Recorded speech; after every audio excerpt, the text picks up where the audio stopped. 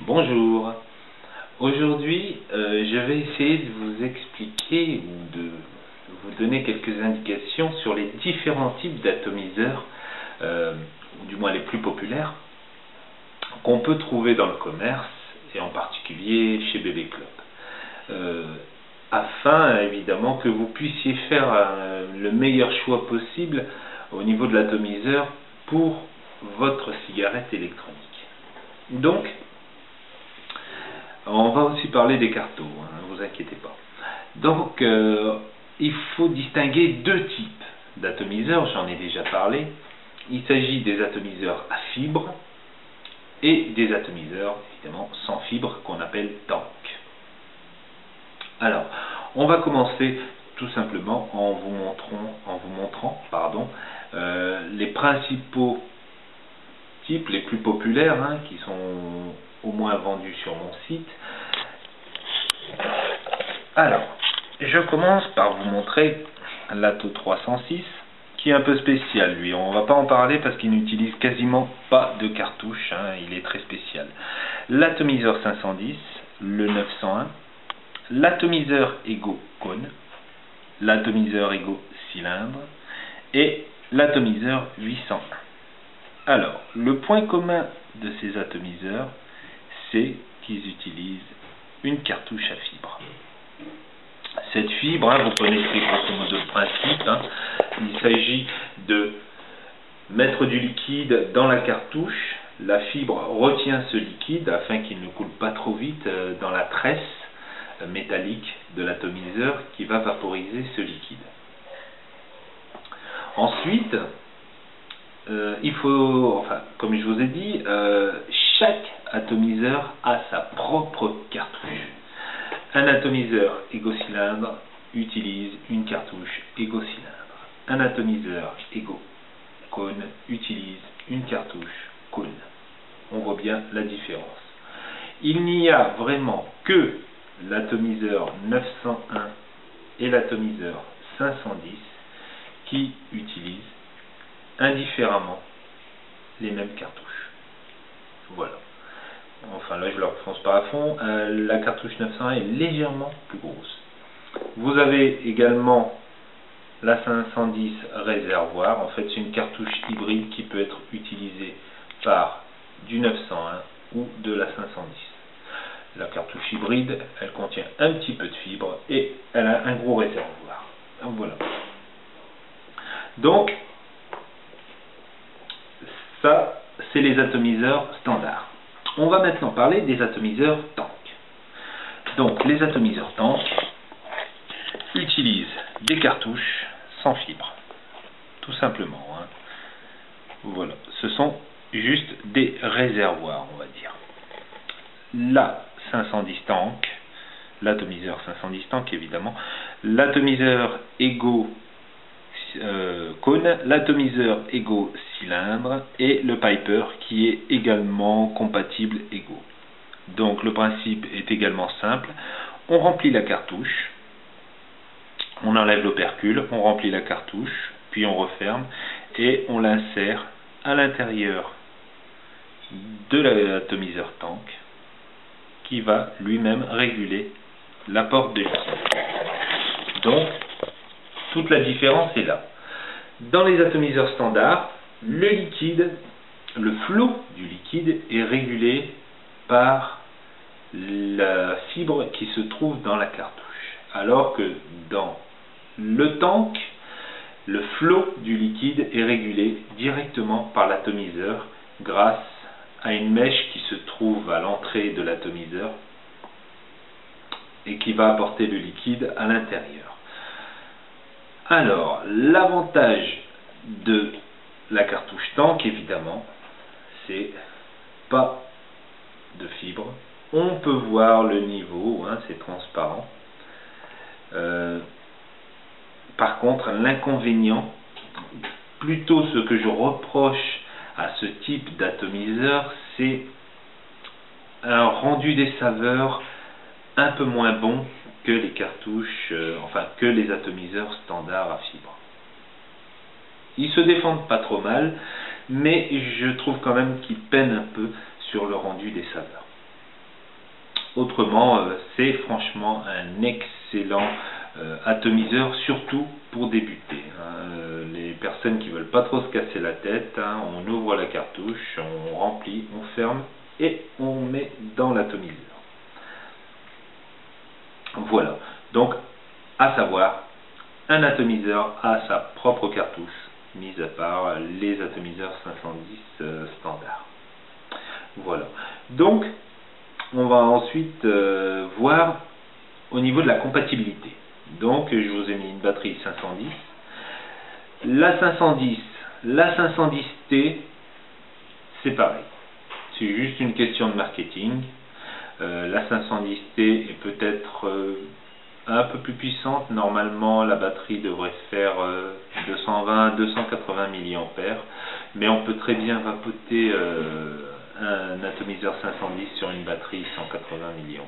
Ça ne pose pas trop de problème. Ça se déchargera un peu plus vite, mais ça ne pose pas trop de problème. Idem, sur une batterie 510T, on peut très bien vapoter sur un atomiseur 510. Ça ne pose aucun problème. Sur les Ego, ça change pas. Ego ou Ego-T, c'est kiff-kiff. La différence, je l'ai déjà dit, c'est le système de sécurité. On peut utiliser la batterie. J'appuie 3 fois. La batterie s'éteint, on ne peut plus l'utiliser. On appuie 3, 4, 5 fois suivant le modèle de batterie évidemment. Ici, Ego-T veut simplement dire Ego-Tank, mais il n'est pas obligatoire d'utiliser un atomiseur tank avec une batterie Ego-Tank. Ça, c'est une question de marketing, c'est tout. Ça permet juste de vendre quelque chose un petit peu plus cher, on va dire. Quoique chez moi, je ne vais pas augmenter plus les prix que ça. Donc, on va arrêter de parler prix et de compatibilité. Donc, tout ce qui est Ego va sur Ego-T, tout ce qui est Ego-T va sur Ego. Il n'y a pas de souci. Maintenant, on va parler des cartomizers. Les cartomizers, c'est quoi? C'est simplement une cartouche et un atomiseur réunis dans une même pièce. Une seule et même pièce. En fait, c'est une fibre autour d'un atomiseur, ou plus exactement d'une résistance. On l'a réduit, l'atomiseur, au minimum. Donc, on met le liquide autour. Donc, on prend une fiole. On ouvre son... Je vais le faire sur celui-là, parce que l'opercule est plus facile à ouvrir. Voilà. Donc, je vous montre rapidement. On penche le cartomizer à 45 degrés à peu près et on verse simplement le liquide goutte à goutte et on tourne régulièrement le cartomizer afin de mettre le liquide partout dedans. Bon, là il était rempli. Surtout ne pas remplir au milieu. Au milieu se trouve la résistance, donc vous risquez de la noyer. Il faut simplement l'imbiber donc avec la fibre qu'il y a autour. On remet la cartouche, enfin l'opercule, pardon, je perds mes mots, et on vapote gentiment. Là c'est une batterie Vego 801, donc elle est aussi compatible 510, uniquement 510, pas Ego.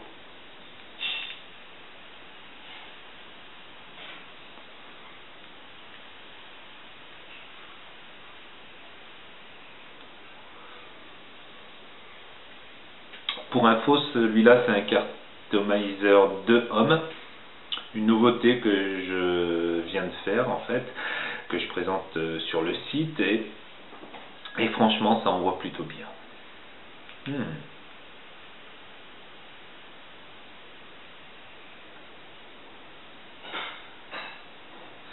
Ça fait pas mal de vapeur pour un mélange on va dire à 18-20% de glycérine, c'est pas mal.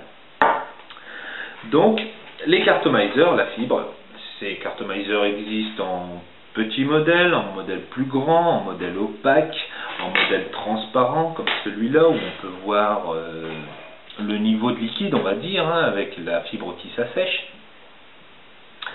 Et vous avez aussi les clearomizers, donc on va dire les cartomizers font partie des fibres, les clearomizers font partie des tanks. Alors, je vais vous montrer ça directement, voilà. On en a déjà parlé de toute façon sur une vidéo, vous avez différentes couleurs, hein. Ce sont des mèches qui passent en haut, on va dire, la mèche passe ici, sur le haut, à travers une résistance qui se trouve à peu près à ce niveau-là. La mèche imbibée de liquide va être réchauffée par la résistance, va vaporiser le liquide que on va tout simplement inhaler. Donc on a un bon rendu sur ces clearomizers, franchement un bon rendu. L'inconvénient, c'est qu'il faut le remplir à la seringue, quoi qu'il arrive. La première fois sur un cartomizer, on peut le faire pour faciliter,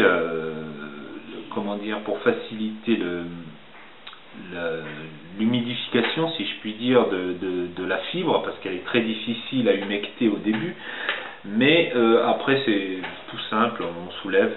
Et comme vous avez vu, on fait ça directement avec le flacon. Là, c'est systématiquement avec la seringue. Vous l'avez vu sur la vidéo sur le clearomizer. Et ça, c'est le giantomizer. Donc, un clearomizer, on va dire protégé par une coque en métal, mais avec une fenêtre apparente pour voir le niveau de liquide. Ça reprend le même principe en fait. Il y a une mèche qui va aller autour d'une résistance qui se trouve à peu près à cette hauteur-là et vaporiser le liquide. Ça envoie très bien et l'avantage c'est surtout que ça contient plus de 3 millilitres de liquide non négligeable. Une demi-journée tranquille, il faut l'avouer. C'est franchement pas mal. Alors, ce qu'il faut savoir sur les atomiseurs et les cartomiseurs, c'est que les cartomiseurs, la grosse différence, c'est que les cartomiseurs durent beaucoup moins longtemps. En effet, la résistance chauffe, elle est protégée par une petite gaine de fibres qui va au fur et à mesure être consumée par la chaleur de cette résistance. Donc, après une dizaine de remplissages, il vaut quand même mieux penser à remplacer le cartomizer. L'avantage évidemment, c'est qu'il est beaucoup moins cher. On va dire qu'une boîte de 5 cartomizers correspond à peu près à un atomiseur, le prix d'un atomiseur, moins de 2 atomiseurs. Voilà. Donc j'espère que maintenant vous avez fait à peu près la différence entre les différents atomiseurs et cartos et que vous saurez quoi choisir. Une dernière chose évidemment, c'est que les cartomiseurs que je propose sont tous compatibles 510 et égaux. Donc ils peuvent aller sur cette batterie là ou sur cette batterie là. Évidemment, les cartomiseurs, non. Je ne les conseille pas pour ce genre de batterie, car ils ont une résistance très faible. Ça pourrait quand même nuire au bon fonctionnement de votre batterie. Évitez les cartomiseurs 2 ohms et 1,5 ohms. Commencez avec plutôt des clearomizers qui font 2,5 ohms à peu près. Ça permettra quand même de pérenniser, on va dire, la durée de vie de votre batterie 180. Voilà. Eh bien, je crois que je vous ai tout dit. Je vous souhaite un bon vapotage. Moi, je vais le continuer avec un dual coil. Et je vous souhaite une bonne journée. Au revoir.